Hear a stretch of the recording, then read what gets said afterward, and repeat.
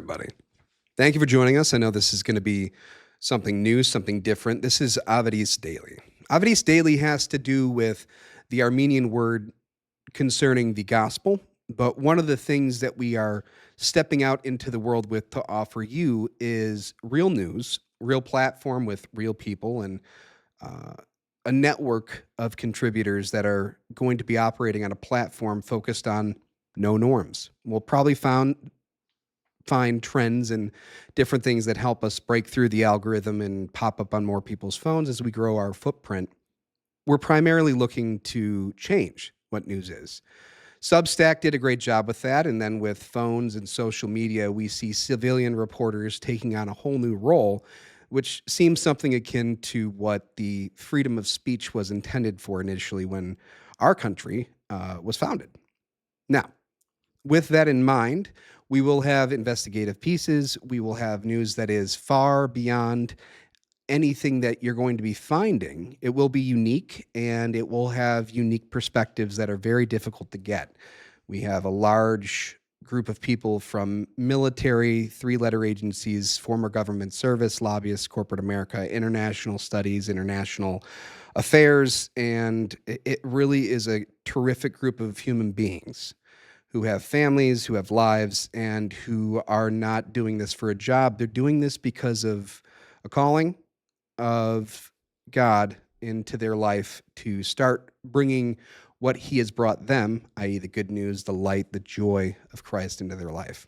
So this is, don't get me wrong, a Christian-based news network, but that does not mean we exclude people from interacting. It's not the only focus of our stories. We're taking on reporting news from the perspective of a Christian. Additionally, we're taking on news from the perspective of people with an actual sense of humor and satire. We enjoy sarcasm, probably more than you do. And if you don't think that's funny, you probably didn't catch the sarcasm. Anyway, in light of recent events that are extremely serious and concern people that we have a close connection with, especially the late, great Charlie Kirk and other issues that we find facing our country and our world, and we don't quite have the answers. We did think that there might be a possible answer to breaking headlines. You've probably seen whatever your favorite news channel's Chiron is, and every 5 seconds it seems there's a new Fox News update. We're a little different here. While all the sides are discussing it's time to turn down the temperature, we've taken that to the next level. We think it's time to turn down the temperature by turning down the volume. This is our first installment of AD News, X Trending News Stories ASMR. Please enjoy. All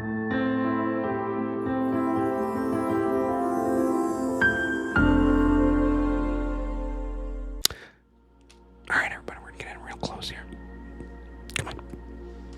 Go ahead and turn up those lovely little earphones you have in, or if you're listening in an airport or a public area, it's going to get really weird because you're going to be projecting the sound of a man whispering at a very loud volume with other people wondering what you're listening to. So we're going to get right into the stories. Over the weekend, there was a man, D. Lewis Jerry, 41, from New Jersey. He was arrested in a attempted terrorist plot in the District of Columbia. The U.S. Marshals have taken him into custody, and it turns out that over the last 24 hours, Newsweek was reporting that this man had over 200 grenades of the homemade variety. I haven't seen that on the sourdough breaking channel, but I guess it's a new trend for people targeting the Roman Catholic Church and other Christian societies inside of the U.S. It looks like his attempt, or his foiled attempt, that should be, ended up producing a non-attendance for the Supreme Court, 6 of which are, from my understanding, Roman Catholic, and Roman Catholic being his primary issue within the manifesto that was released from the unsealed court documents yesterday. It seems that that's who he was targeting. Some of the justices mentioned their disappointment at not being able to attend the Red Mass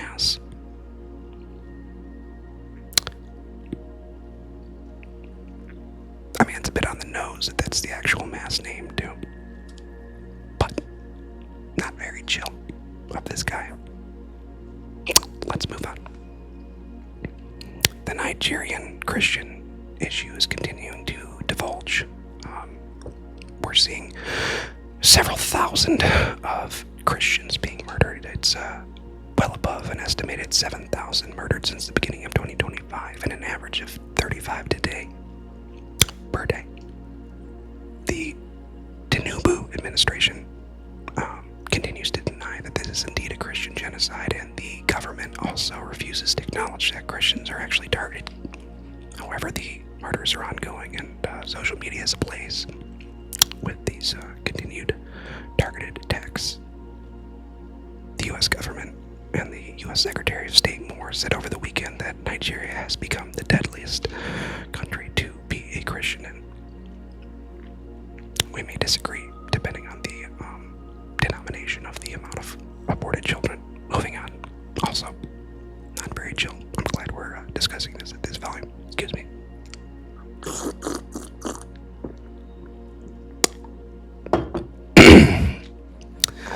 I just burned the absolute crap out of my tongue. Composure. Okay, moving on. Yesterday, Twitter's main story trending was Candace Owens' text messages that apparently included 7 total other donors who were discussing things with Charlie Kirk, such as Charlie Kirk's disillusionment with some of his donors and the loss of a particular $2 million donor a year, which he was decrying. It seems that these text messages are in line with what Mrs. Owens was discussing previously over the weekend. Shortly after that discussion, Turning Point USA confirmed via the Charlie Kirk Show Live that these were indeed legitimate. Additionally, outside of this, there were other headlines yesterday that the family of the late great Charlie Kirk is gearing up for multiple defamation lawsuits against other news organizations who are also not being very chill. Disappointing. Early this morning, roughly around 4 a.m. Central, news broke via X that Trump had indeed been able to broker a peace deal, or at least a ceasefire, between Hamas and the government of Israel. 4 hours later, the Times of Gaza, via Francesca Albanese of UN Special, dropped a video of the Israelis firing with what appears to be a tank on some assumed civilian positions. We can't confirm if those are or not civilians, but also not very chill. With this topic being discussed, it was very much publicized, the celebration for a win for the Trump administration. Aisha Hassin on Fox News only an hour ago was discussing this issue with the Democrat from Pennsylvania, who's become the biggest physically and metaphorically surprise for both sides since the election, John Fetterman. She asked him if he thinks that Donald Trump should receive this prize of the Nobel Peace Prize, and he said, well, if the peace deal sticks, it's kind of what the Peace Prize was created for. Time will tell. Also, a little more chill, so. Sorry, headphones. The U.S. government shutdown is on its 9th day. Yesterday, we saw some very mature conversations playing out with Democrat Hakeem Jeffries and Republican Mike Lawler. You may have seen this video. We'll post it here for your personal educational entertainment. History, including, by the way, the average New Yorker getting a $4,000 tax cut. Are you against that? You're embarrassing yourself right now. You want to cut? You're not going to talk. You're not going to talk to me. You're not going to talk to me. Fraud. Oh, I'm listening. So why don't you just keep your mouth shut? Oh, because you showed up. Is that the way to talk? You showed up. Rep. Anna Paulina Luna also was discussing several things as there was a committee hearing on the $100 million of taxpayer-funded money that seemed to have ended up in Antifa funding organizations via several founders and funders of left-leaning organizations. Some of these included the Soros Open Society, Arabella Advisors, Tides Network, and the Neville Singham, among others.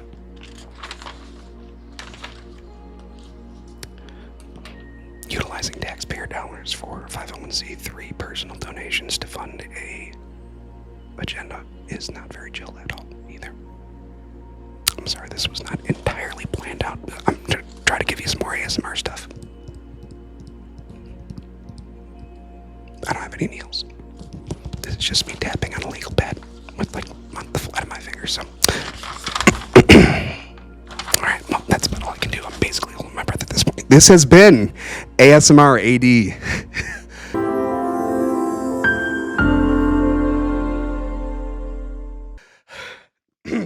Excuse me. Seriously, it's like they're holding their breath the whole time. All right, we hope you enjoyed that. An original. How about that? We're going to talk a little bit about the Turning Point USA issue, and we're going to come up with some kind of title screen that we can throw at the end of those.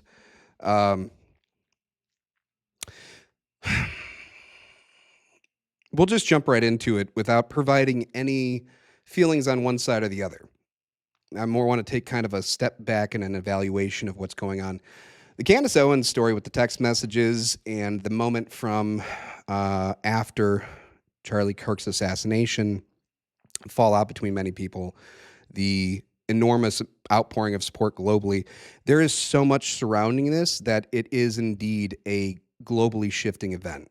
It's difficult to put something of a similar level in our lifetime other than maybe 9/11, where the entire Earth had a reality check. The fallout from that is, it seems like there's been kind of an awakening. There's a bit of a positive side. A lot of people are standing up. One of the things that Charlie Kirk had as a dream for his future for the Turning Point organization was to expand the total amount of chapters to something much larger national. I believe his number was actually lower than what it has been recorded since his passing. The total number of high schools and colleges that have joined on or filed to open chapter has gone gangbusters, and it seems like pastors and students alike have taken this as a rally cry to stand up for what is coming. I'll admit, watching people's reactions, especially those who consider themselves news personalities, talk show hosts, podcast hosts, there was a real look on everyone's face that was interesting to me, because for my last 4 or 5 years, my background in understanding societal shifts, governmental shifts, it's something that I've studied. And over the last 5 years, I kind of had an understanding of nobody really seems to get how close this country is to just exploding. Guys, this is first time. Don't ban me, YouTuber. We're going to have to stick on Rumble and X.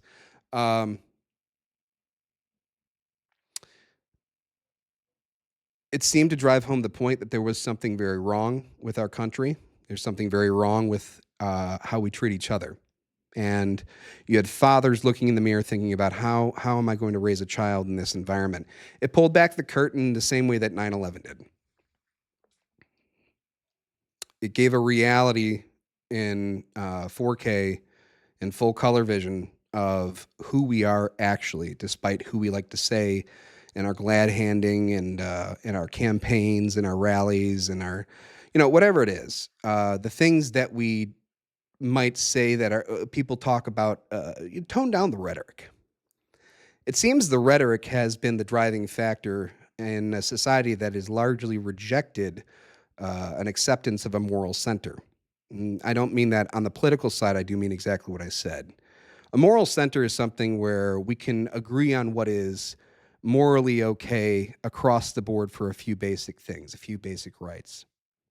With Charlie being assassinated, I think one of the things people are noticing now is the potential fallout of what could have happened last year during the campaign cycle if the attacks on President Trump had been successful. Additionally, we're seeing the fallout from distrust in several different governmental organizations due to what people are perceiving. And I want to listen. I have friends in the administration. I have friends on both sides of the aisle. People are perceiving a lack of transparency, and it is giving rise to mistrust. That, coupled with an extreme event around somebody who they hold in a high level of value of character and how they treat everyone, very much respected, being assassinated, it gave pretty much everyone pause to start to discuss, they don't necessarily know who they trust anymore. Not just, okay, somebody on the other side of the aisle that they won't talk to on holidays anymore. Now it's getting to the point where they may not trust their own side, and who do they turn to? What that divulges into is chaos. That's what I saw yesterday. Going through X and through all the stories, it would have been less of an issue if there had been transparency at the level which would be common sense. There are several munitions experts and forensic experts who are combing through the video, and everyone's giving their opinion as to what it looks like, because it doesn't seem to align with the story that is being publicly given. Additionally, you have people who primarily joined a central voting point for this administration around a few things, a certain list, certain documents from the 60s and 70s being released, and those seem to be primary points of asserting trust between the administration and reasserting and reestablishing trust with the people who are being governed. With what's happened with Charlie, we're seeing a fallout because people are... Okay, so I'll just say, initially my reaction to what people were saying about Candace Owens was, she's going through the loss of a very dear friend, and the immediacy would be obviously the stages of grief. I don't think it's necessarily intelligent to go on and give your public opinion on everything you're feeling in that moment, because you are going through a state of psychological processing. In doing that, it cannot be assumed anyone would be 100% in control of their faculties and their facilities. So there was a period of grace for some in terms of, listen, this person's going through a lot. She's trying to deal with the loss of a friend, somebody that their careers, their lives have really been started because of everything they did together. They may not have been close for the last while, but they obviously started a really big movement that became something. And I know my friends on the left might not quite understand this because they see it all as one organization. Having worked with several of them, the organization is really incredible. It's grassroots, but with a real grassroots mentality. The flow of information, the people who are structuring it on campuses or within the faith communities is 100% out of the moral character and the capabilities of the person there. It's not necessarily a top-down approach. There is standards and there are things that are, organized from a centralized location, but it allowed people to utilize their own personal skills, their community, and activate those in an event where they felt like it was the last moment between civilized society and where we might end up going after. It was worth putting the best foot forward and making sure that we had the most accurate version of an election we could. With the falling of the leader who created that, you see a lot of people wanting to step up, and so they immediately look to the organization that was created. With Candace's last week to 2 weeks of discussion, and then add in with Ian Carroll how he's discussing things, you have a twinge of discomfort amongst the people who supported Charlie because of the flavor of discussion. It seemed in bad taste for many to discuss this so immediately following while he was not even buried yet. A service had not even occurred. And then to add in more speculation during a time when typically you respect the rights of a family, and that's something that we would have assumed would be done. But at the same time, it also became a national event. The memorial service, everything was televised globally. It was one of the most watched things in the last decade. So hopefully this is cooled down. Yeah, that's better. We'll get some ice on those burn bubbles later. So with Candace coming out and saying the things that she did, many people were instant to react out of defense of Charlie and the family in a way that would push those aside, almost immediately dismiss them. And from my perspective, being just an observer, I would say that was probably a normal course of action that I would have expected. What I did not expect was the plot twist that arrived yesterday.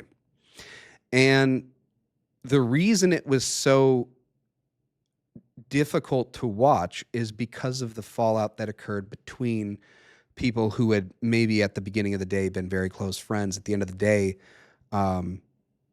might not even trust each other in the same room.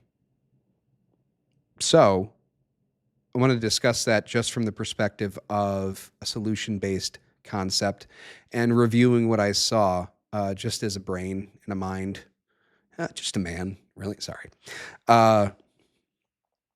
It looks like there was some narrative driving. Where the origin of that comes from, especially in a time where we also have a heightened level of hyperfixation on global events and wars and skirmishes and attacks on several different sects of people. There is a very clear trend on social media and online that focuses in one direction. It's leaning in one direction. It's not balanced in terms of one side or the other is winning a propaganda war.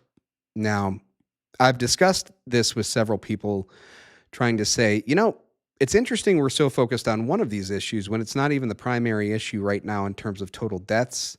The specific targeting is more of a peoples versus an internal people versus a ethnicity. We see in China with the Uyghurs, or a religious sect, Islamists and others receiving. And this is going to be difficult to understand. So I would suggest you go in and watch Sarah Adams' interviews, codename Superbad with Sean Ryan. That entire series is fantastic, and they've even started a newsletter out of it. Shout out to Sean Ryan. Excellent work. And Sarah. The Christians in Nigeria, there's even stuff that's going on south of our own border. Middle of this year, we saw crematorium-style destruction of women and children with their goods left outside by human traffickers utilized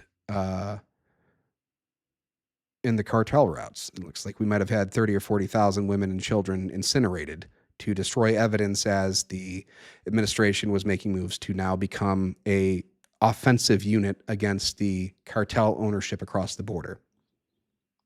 These kind of things are very important to our national border security, our administration, our life at home. But it seems that we're all hyperfixated on something, and when that occurs, it does not occur naturally. It's intentional. A lot of you would do well to read a few different books as you're getting involved with paying attention to the social goings on, plurals, commas. What do they like? Malcolm Gladwell's, or not Malcolm, Revisionist History. Sorry, no. Manufacturing Consent by Chomsky, by Noam. All the Shah's Men. The Economic Hitman book. That's a pretty good one. And the ones that I just cited are going to be what you, if you're on the other side of the aisle or other side of the spectrum from me of however you view the world, those would be considered either leftist or classically liberal. writers, but the information contained in them is very important to understand what's occurring right now. And also start asking questions around, if you go through those and you understand, you start to look at other things as points of reference and say the skew that's occurring right now amongst the global population for the opinion of the Israel-Palestine fight is going in one direction at a violent curve very quickly. I'm not just talking about the violence, I'm saying the escalation of the shifting of opinion is so rapid that while it may feel natural to you, it is very, very apparent to those who make money or a living off of observing these kind of things that this is not natural, and it is either masterfully done or it is nefariously plotted, or a combination of both, or there are other unforeseen forces that are pulling strings. In any event, it all culminates down to several discussions amongst several people, and it's incredible to see somebody like Candace Owens and Ian Carroll, and then the rest of the Turning Point family, who I have an enormous amount of respect for. I love those people. A lot of good friends over there in terms of people I admire, and a few that I've worked with closely over the last year. That conversation that occurred, that Candace brought up in text messages, and then it being verified by the Turning Point organization, immediately cast doubt on everything in a similar fashion as if the Epstein file came out halfway. We'd have a lot of information, and you'd have one side of the storytelling who has just been verified to be truthful in what they're saying, accurate, when they were being called a liar, when they were being called somebody who's profiting off of tragedy. And it seems like we're now seeing maybe this is a best friend who's standing up against the world and will die on that hill that their friend's life and legacy and the truth about how they were removed from our lives and from our futures comes out. Pardon me. Now, one of the things we want to be assured of for you, that you can rest in our assurity. We're not going to jump to conclusions, and we're not going to make a statement right now. One of my favorite videos of Charlie that his wife used to film as part of the tribute that I saw was a daily question to him. What's your wisdom from today? And one of them was wisdom waits. And in that moment, I remembered a line from one of my favorite political movies, Charlie Wilson's War, where Gus is talking to Charlie, and it's kind of the end, and they're discussing what's going to happen in Afghanistan, with the assumption that everybody who's watching this at the time that the movie was produced knows what's going to happen with Afghanistan, and we're going to blame it on ourselves. But Gus tells a story about an old man in a Chinese village or a Japanese village. I can't remember which one exactly it was, but the boy, for his birthday, there's a boy in a village, and there's an old wise man. The boy, for his birthday, receives a new horse. The village celebrates, and this boy has received a great gift. Oh, how great for this boy. And they go to the wise man. The wise man says, well, we'll see. Next amount of time passes, and the boy falls off the horse and breaks the crap out of his arm. He can not do anything. He can't work. He's invalid. And he seems like he's pretty much useless to the village at that point. And they say, oh, how terrible. And the old man, judging the situation, says, we'll see. Then a war breaks out, and all the young men of the village have to go off, but only one is given removal from the draft, we'll call it, because of his invalid nature from the horse, from the arm break. Now they say, oh, how wonderful. He's the only one who's going to survive. He doesn't have to go to war. And the story ends with the wise man saying once more, we'll see. Jumping to conclusions right now is not a good idea. Making a statement for your audience is understandable, but many of you who are in the radio and the podcast business at least knew Charlie or benefited from his work or people around him. So my word of caution is just that. wisdom waits. Stand by Charlie's words there and listen to them, because as we all looked up to him for many things of his wisdom beyond his years, I think that one right there was a message from beyond from Charlie, letting us know that don't be the first, be the one who's correct. Don't run down. The bull walks down. We're going to pause on that because I'm sure we can retouch it. I'm sure hourly this is going to continue.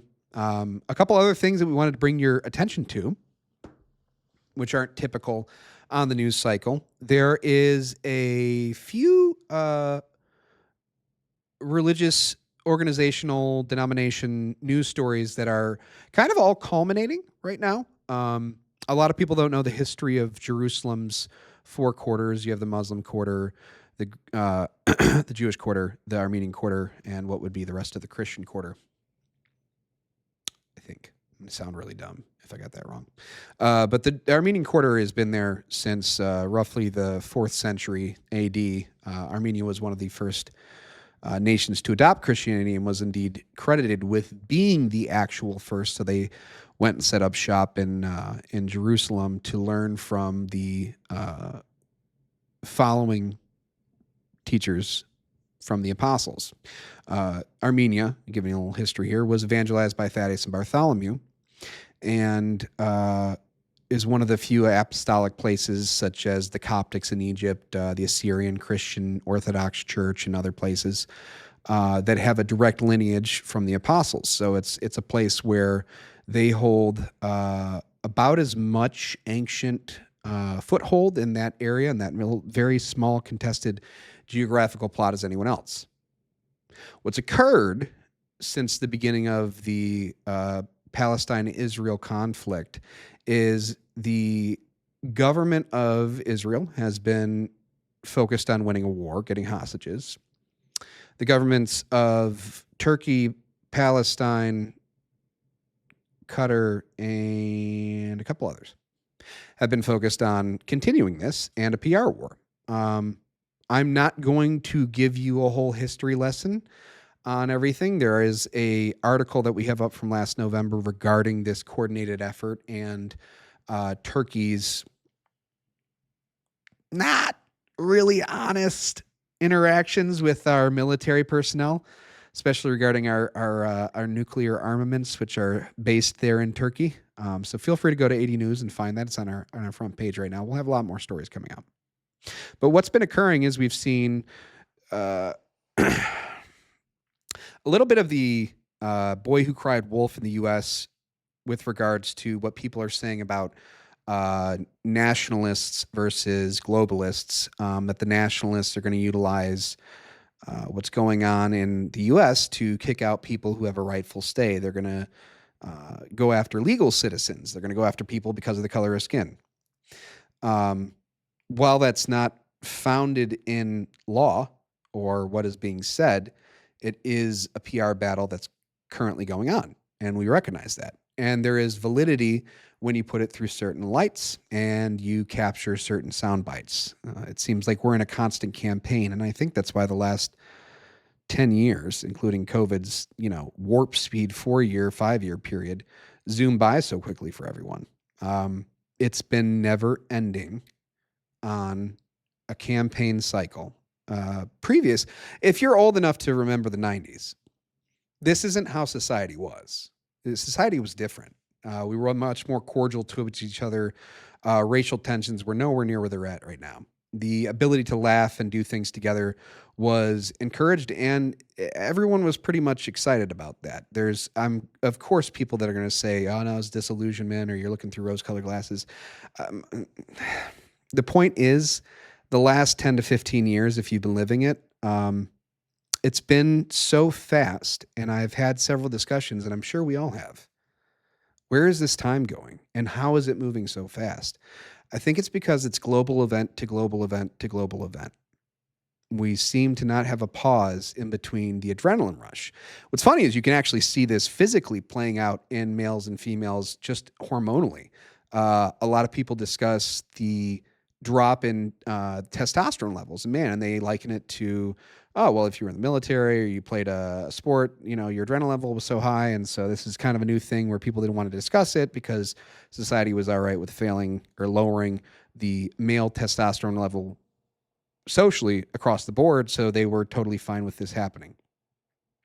I think it's a little deeper than that. There's many different studies you can look at for the ways that testosterone in males and females grows, and several of the things have to do with doing work, lifting, eating healthy, having something that you enjoy as a profession, responsibility, stuff like that.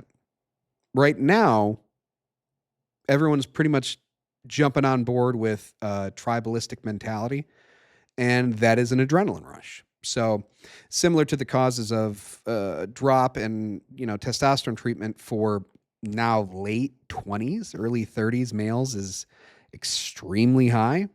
It's probably because the late 20s, early 30s males and females have lived through what is legitimately over 20 years of war. You don't really get, a peaceful metabolism and immune system and social and mental clarity and peace by plugging into society every day. So we're joking, but I do think the ASMR news thing is going to be something we do. I think it's funny. No, tell me it's not. But right now, society is all up in arms over literally everything. And it's not even a boiling point. It's already spilling over every day. So when we look at what's going on in Israel, wind all the way back here for you. We see similar situations. We're very closely tied. A lot of people who are Americans are also dual citizenship with the nation of Israel. And if you grow up in certain parts of the United States, you also have very close ties with the Middle East. I myself am Armenian. And so I have ties to people in Egypt and Lebanon and Pakistan and Iran and Russia and Great Britain. And those are all through diaspora collection of my people who have been living in diaspora since the genocide. One of our issues, being one of the two primary groups in the U.S. Having lived through and survived a genocide, is a recognition from the people who performed it. There's no real catharsis yet for Armenians, and I think that's why a lot of us have it as a primary and the sole issue of our identity, when we also couple that with saying we're the first Christian nation. Our nation is Christian. So we're going to kick off this first section just with a quick update so that you guys are aware. There are bad actors in the U.S. and over in other states who would like to utilize, on both sides of the aisle, by the way, I want to make sure that's very clear, both sides of the aisle have allies for and against the Christian populations in the Middle East. In the Jerusalem quarter, we saw the patriarch of the Greek side of the Jerusalem Christian sector coming under some tax law and some,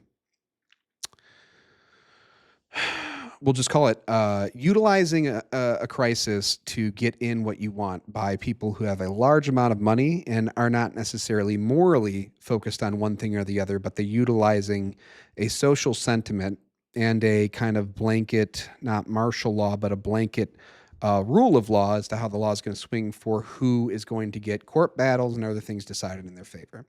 So in the scenario with the Greeks, and now as of the last week, the Armenians, there is financial and legal pressure being carried out on some of the oldest and most storied peoples of that region. You may not know the background of Palestine. The current group who occupies that were actually relatively new in the last 100 years, having been refugees from another part of the bordering Islamic territories for Islamic State-controlled countries. And so they're not necessarily the original Palestinians, and Palestine in and of itself kind of got that name after the destruction of the Second Temple in 72 AD, which resulted in both Christians and Jews coming under persecution directly from Hadrian.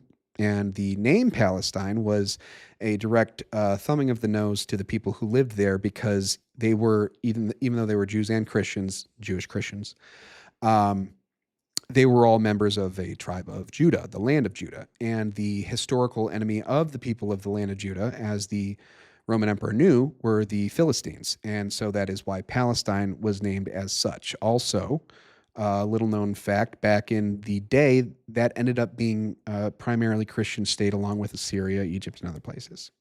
Now, told you that story to tell you this story. Basically, people are getting forced out, and it's not cool. Not discussing specifically governments. I'm saying I think that there are people who are taking advantage of a crisis in a bad situation.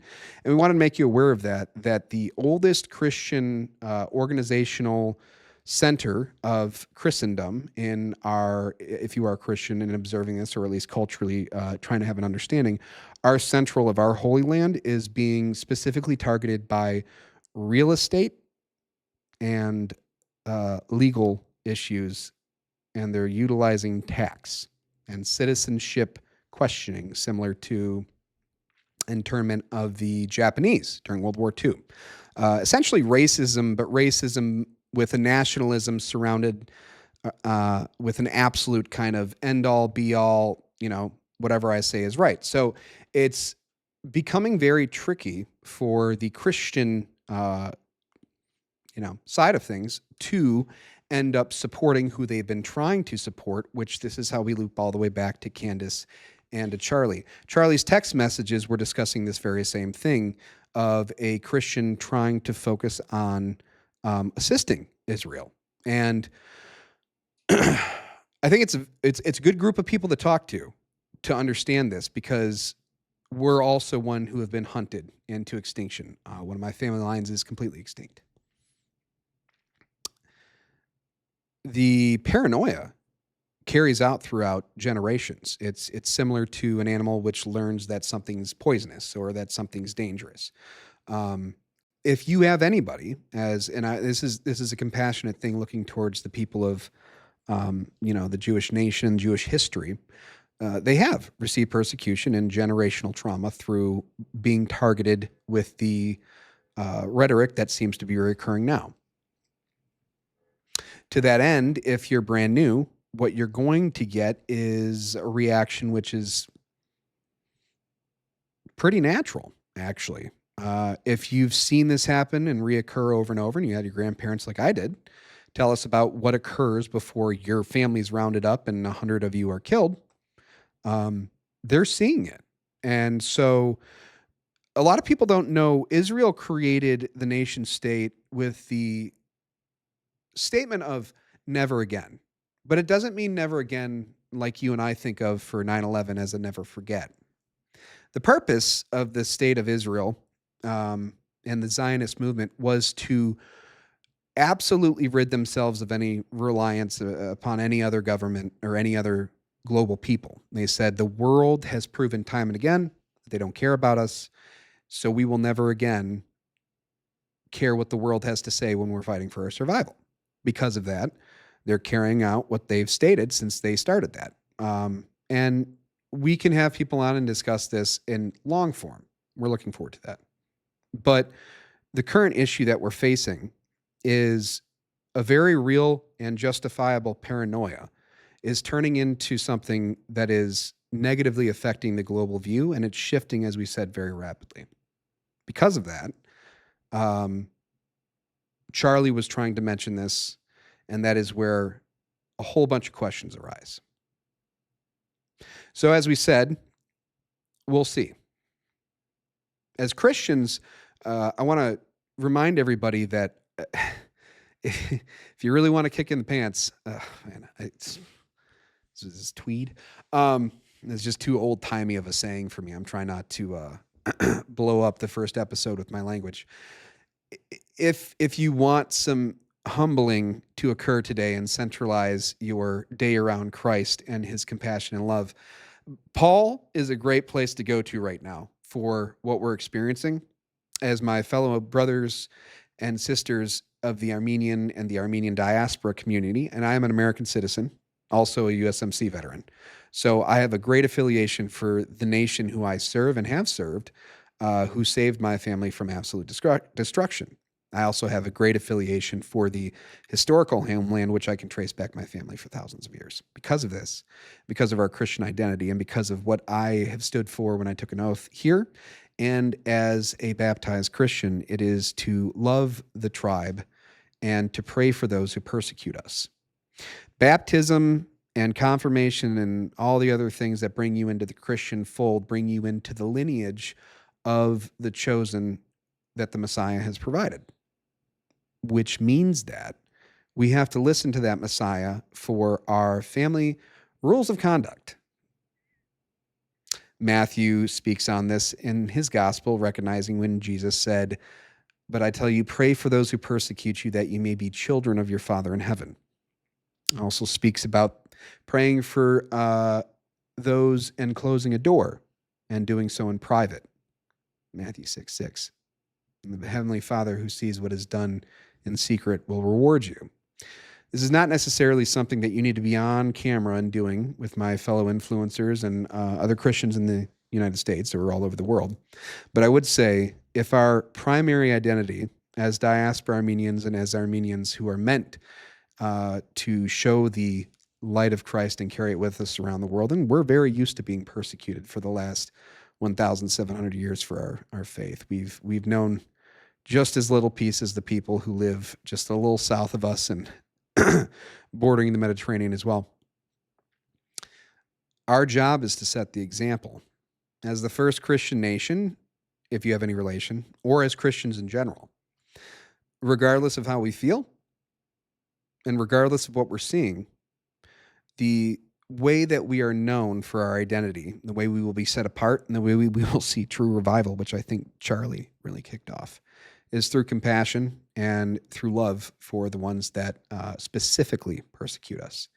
That is how we show our true identity in our faith and in our historical background. Well, that got super deep, super quick, and fun, but I just wanted to make you all aware of the issues that are facing some of the ancient Christian people within the region and why there is not just shifting geopolitical sentiment, but also that there is a real reason we have to recognize why somebody who's been persecuted as a people would react in certain ways that I think anyone would. I want to just remind everybody as we're sitting here, take your personal, whatever you identify as your ethnic heritage,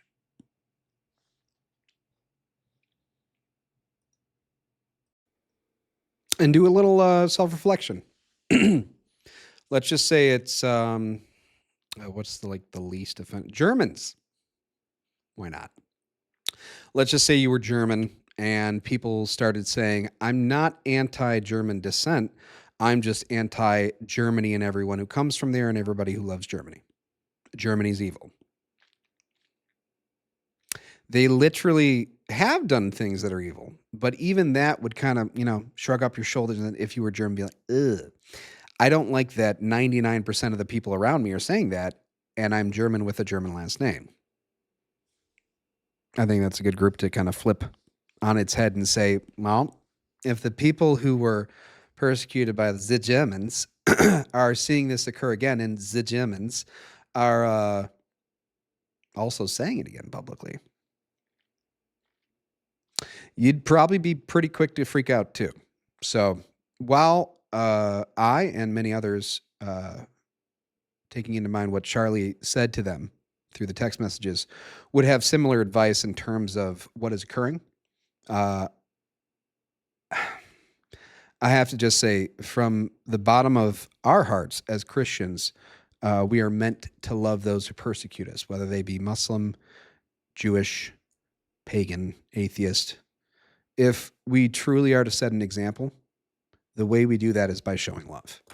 Not by saying our culture is better, not by saying we're the first. It's by exhibiting what it is to be a child of God, what it is to inherit that incredible gift, which is freely given. So that's the Avedis for today. Avedis Daily. Avedis is the good news, as we said at the top. And we're planning on doing that. We want to add in some messaging that's not just, they're coming after us. It's like, no, there's good news out there. And there is also a message from strong and confident people of all backgrounds who can help us right this ship globally. So let's do that. Hope you'll join back in. I don't know if we'll have many more this week. We're just kind of doing a test pilot for this first one, and we'll have some editing. There's a lot of stuff going on, especially with contributors having their own schedules, and we'll see who can or can't be on camera. But we're really excited to have you here, and I'll work on my ASMR. I'm sorry, it's still weird. I don't like it. I hate hearing it myself. It feels weird to me. I am self-awkward cringing by doing that, but I think I actually might do that until, I don't know, we kick off some trends on Twitter, we start seeing some people doing it, and then I can just be like, well, copycats are back at it again. We're going to start a new trend because we don't have any corporate chill overlords. All right. You guys get out there and go be that love in the world. Go change that. Go let them recognize. That's really the only way we come out of this on top. And it'll kind of make your day.